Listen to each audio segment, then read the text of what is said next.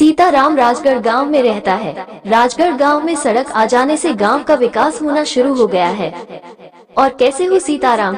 सभी लोग शहर में काम ढूंढने जा रहे हैं, क्या तुम नहीं जाओगे? नहीं, मैं तो अपने ही गांव में रहकर कुछ काम कर लूंगा। पर तुम करोगे क्या?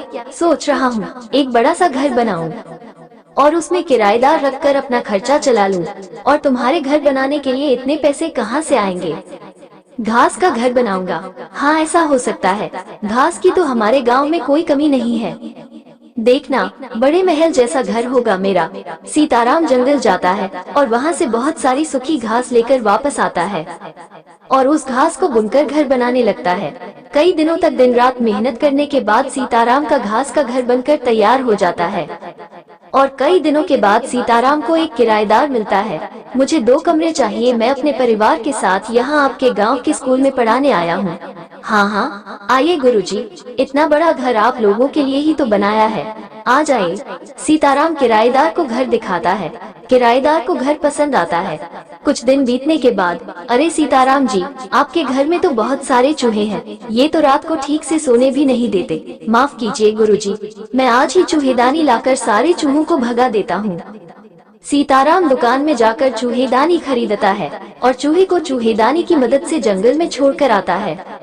कुछ दिन तक तो किराएदार को कोई भी शिकायत नहीं रहती, पर जैसे ही बारिश का मौसम आता है, बारिश का पानी सीताराम के घास के घर में घुसने लगता है, जिसकी शिकायत लेकर किराएदार फिर से सीताराम के पास आता है। सीताराम जी, अब नई समस्या खड़ी हो गई है। क्या बात है, बताइए। आप खुद ही चलकर देख लीजिए। किराएदार सीताराम को अपने कमरे में लेकर जाता है, जहाँ पर छत से बारिश का पानी टपक रहा है। ये देखिए, थोड़ी सी बारिश हुई नहीं कि पानी टपकना शुरू हो गया। अब आप ही बताइए, बारिश के मौसम में तो यहाँ घर के अंदर बाढ़ ही आ जाएगी। माफ कीजिए गुरुजी, मैं इसका कुछ इलाज करता हूँ। सीताराम बाजार से एक बड़ा सा त्रिपाल और तार पत्री खरीद कर लाता है, जिसे वो अपने घर के ऊपर रख देता है। लीजिए गुरुजी, अब आपकी पानी टपकने की समस्या भी खत्म हो गई। धीरे धीरे बारिश का मौसम शुरू हो जाता है और तेज मूसलाधार बारिश होने लगती है, जिसमें सीताराम की छत का त्रिपाल और ताड़पत्री दोनों ही फट जाते हैं और बारिश का पानी एक साथ घर में आ जाता है। किराएदार गुस्से में सीताराम के पास जाता है। देखिए सीताराम जी, अब तो हद ही हो गई है, घर का सारा राशन भीग गया है। ऐसे में कोई कैसे आपके इस घास फूस के घर में रह सकता है? अब माफ कीजिए गुरुजी, आगे से ऐसा नहीं होगा। माफी मत मांगिए, कुछ कीजिए। अगर आपने 1 हफ्ते में ये घर ठीक नहीं किया तो मैं अपना कमरा छोड़कर हमेशा के लिए चला जाऊंगा।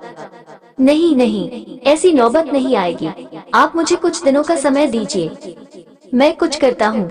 सीताराम परेशान हो जाता है और सोच में पड़ जाता है कि तभी उसे परेशान देखकर उसका दोस्त दिवाकर उससे पूछता है, क्या बात है, आज परेशान नजर आ रहे हो? हाँ, बारिश की वजह से घर के अंदर पानी घुस रहा है, जिससे किराएदार ने घर खाली करने के लिए कहा है। अब घास फूस का घर है तो पानी तो घुसेगा ही ना, समझ ही नहीं आ रहा कि क्या करूँ। तो कुछ टाट पट्टी या प्लास्टिक की ताड़पत्री लगाकर देखो। वो सब करके भी देख लिया, उनका भी कुछ फायदा नहीं हुआ। ठीक है, अगर तुम्हारी समस्या का कोई हल मिलेगा तो मैं तुम्हें जरूर बताऊंगा। दिवाकर इतना कहकर वहाँ से चला जाता है और सीताराम फिर से सोच में पड़ जाता है कि वो कैसे अपने घर को बारिश में छूने से बचाए। कुछ दिन बीत जाते हैं, पर सीताराम कुछ भी नहीं कर पाता और बारिश का पानी घर में घुसने की वजह से अब किराएदार घर को खाली करने लगता है। गुरुजी, कुछ दिन और रुक जाइए। देखिए सीताराम जी, मैंने आपको 1 हफ्ते का समय दिया था और 10 दिन बीत चुके हैं। आप खुद ही देख लीजिए, घर के अंदर पानी का तालाब बना हुआ है और इस तालाब में अपने बच्चों के साथ कैसे रहूंगा? हे भगवान, बड़े मुश्किल से तो एक किराएदार मिला था, दूसरा किराएदार कहाँ से ढूंढ कर लाऊंगा? और किराएदार मिल भी गया तो मैं इस टपकती छत का क्या करूंगा? सीताराम बहुत दुखी और निराश हो जाता है कि तभी उसके पास दिवाकर आता है। मुझे तुम्हारी समस्या का समाधान मिल गया है। क्या है? जल्दी से बताओ। दिवाकर सीताराम को एक किताब देता है। सीताराम कहता, इस किताब का करूंगा क्या? जब राम जी और सीता माँ वनवास गए थे तब उन्होंने जंगल में एक जादुई घास के पौधे से घर बनाया था, जो कि उन्हें सर्दी गर्मी से बचाता था। और भी कई चमत्कारी गुण उस घास में है। किताब खोलकर देखो, तुम्हें सब पता चल जाएगा। सीताराम किताब खोलकर उस जादुई घास के पौधे को देखता है और खुश हो जाता है। वो किताब को लेकर जंगल में जाता है और जादुई घास को ढूंढने लगता है कि तभी सीताराम के पीछे एक शेर पड़ जाता है। सीताराम शेर से खुद को बचाने के लिए तेजी से दौड़ता है और जाकर एक बहुत गहरे गड्ढे में गिर जाता है। सीताराम जब गड्ढे में थोड़ा आगे चलता है तो वो देखता है कि सामने कुछ चमक रहा है। सीताराम समझ जाता है कि ये वही घास है और जब वो उसके पास जाता है तो उसे वहाँ पर एक वानर दिखाई देता है। तुम्हें क्या चाहिए? सीताराम बोलता है, मुझे ये जादुई घास चाहिए। इसके लिए तुम्हें मेरे 3 प्रश्नों का उत्तर देना होगा। अगर उत्तर सही हुए तो तुम्हें ये जादुई घास मिल जाएगी। हे वानर रूप धारण किए हनुमान जी, अब सवाल पूछिए। राजा राम कितने साल के लिए वनवास गए थे? 14 साल के लिए। राजा राम का सबसे बड़ा शत्रु कौन था?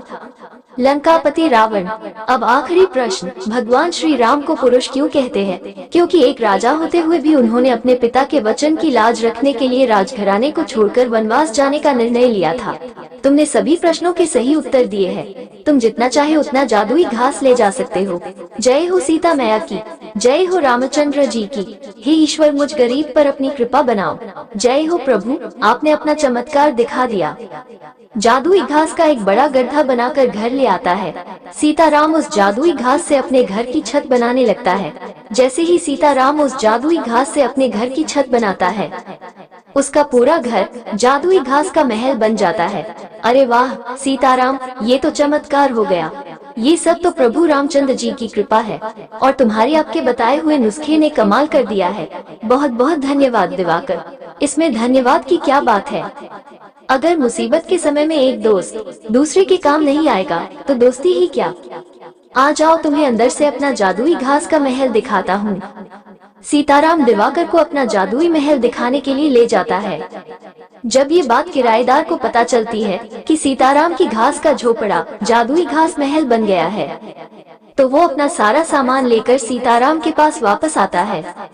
मुझे माफ कर दीजिए सीताराम जी, मैं आपके घर को छोड़कर चला गया था और ना जाने आपको क्या क्या कह दिया। कोई बात नहीं गुरुजी, उस वक्त मेरे घर की हालत भी ठीक नहीं थी और ऐसे पानी टपकने वाली छत में भला कोई कैसे रहेगा। पर अब मेरा घर बिल्कुल ठीक हो गया है। आप अपने पूरे परिवार के साथ वापस आ सकते हैं। किराएदार अपना सारा सामान को लेकर सीताराम के जादुई घास के महल में वापस रहने के लिए आ जाता है। धीरे धीरे सीताराम के जादुई घास के महल के बारे में लोगों को पता चलता है और कुछ नए किराएदार रहने के लिए जादुई घास के महल में आने लगते हैं।